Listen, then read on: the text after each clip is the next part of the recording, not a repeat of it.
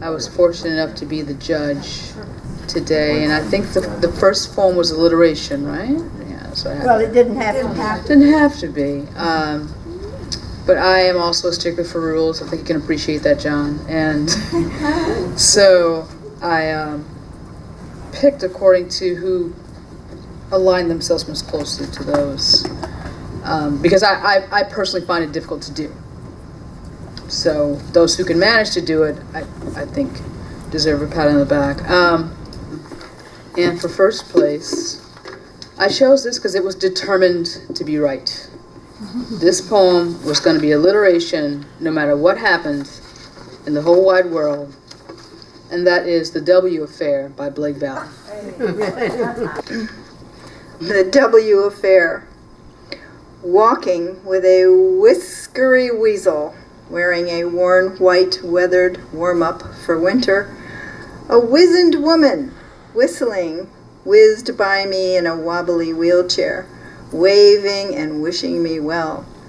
Wandering wearily, worrying wordlessly, we waver with watery worms wilted and wiggling on the wet walkway as we wind our way by woods of wispy weeping willows, wending westward to ward off weakness of will for want of Willa, a winsome waitress who works at Wally's, who is worth her weight in wildcats, who whips up wonderful wines, who I wager won't wish me a warm waffle or a wounding word. Whoa, what a wake-up, what a waste of a windy walk with a wily weasel on a worthless whim over wicked Willa.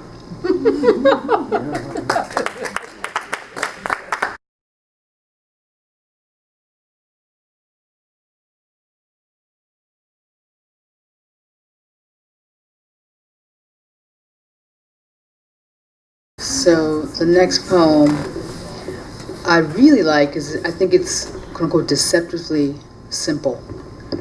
It's called Help, and there are two lines that I wanted to point out that, I don't know, kind of pushed it in front of other poems, which was comfort from the frigid air and psychotherapy of Band-Aid peddled.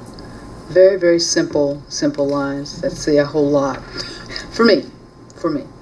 So here's Lynn Cooper with Help. Second place. Contusions cry out for ice, comfort from a frigid air. Headaches hammer temples for aspirin, Excedrin an easy fix. Sore muscles search for a masseur, hands-on relief an alternative. Bruised egos bleed, beg to be bandaged. Stressed psyches scream for solace. Psychotherapy a Band-Aid peddled without an expiration date.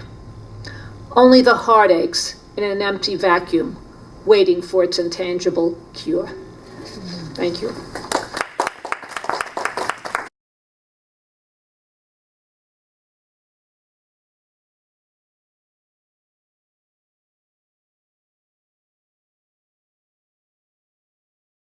So honorable mention 1. I chose, it's actually a perfect poem. This probably could have won, except for the fact that there are other factors. And it is amazing, but I gave it honorable mention because there are other things that tickle my funny bone. So, and I get to judge how I want. So, okay, so honorable mention 1 goes to John Pelosi. Yay! I'm John Pelosi. The name of the poem is What Happened on July 4th. Walking on the windy, wild side of Devon Parkway in Devon, Delaware, amounted to an alarming adventure. One never knows what nonsense will arise as ambassadors of anarchy announce plans for precipitating penance upon politicians who have raised their wrath in waves by misusing money and making citizens pay for their mistakes.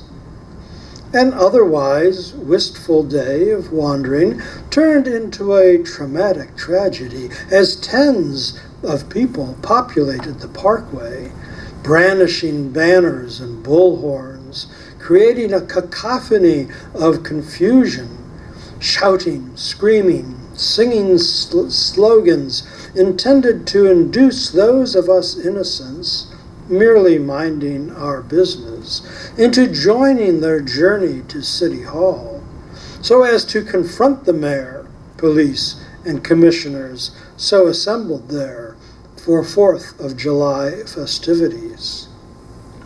Needless to say, I was not so inclined, for fear of being forced into fraudulent activity or being branded a bully or braggart, even though I might have agreed with some of their accusations and allegations, being sympathetic to citizenry so concerned. As it happened, by time the throng reached the hall, the event had ended. All the accused now removed, the protesters presented with an empty podium, and the sun was setting on Devon Parkway in Devon, Delaware. Undeterred, they went to watch the fireworks. Thank you.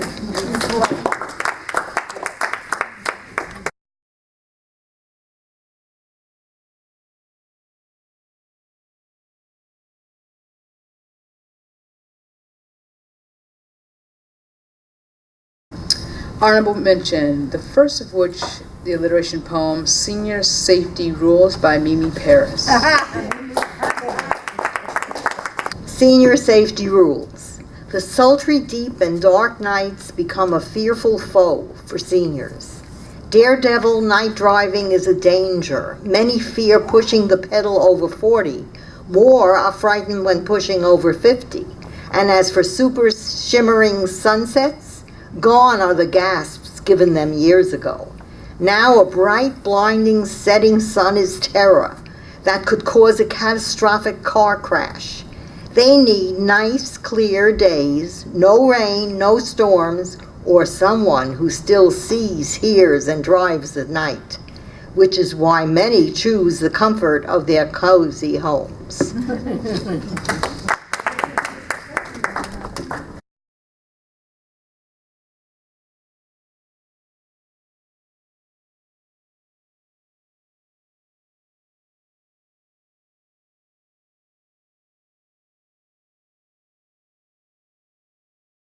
And now for the form poem, which until this day I had not seen, literally had not seen. I've read, well, it doesn't matter. Long story short, I looked through the entries and the person who followed the rules, John. John. There you go. John Vincent Pelosi, the form poem Dorsimbra, entitled Sir Gallant. Oh, when the wind of woe does blow upon the face of fine and fancy men of pride, they take into their hand the gold baton and seek the safety of their lovely bride. Help, help, they cry, as they hide in the skirts, hoping the woe will find them not. These men are found in every land on earth, who puff and preen and prance around the town, but come to naught and seek behind their wife. Oh, when the wind of woe does blow upon. Thank you.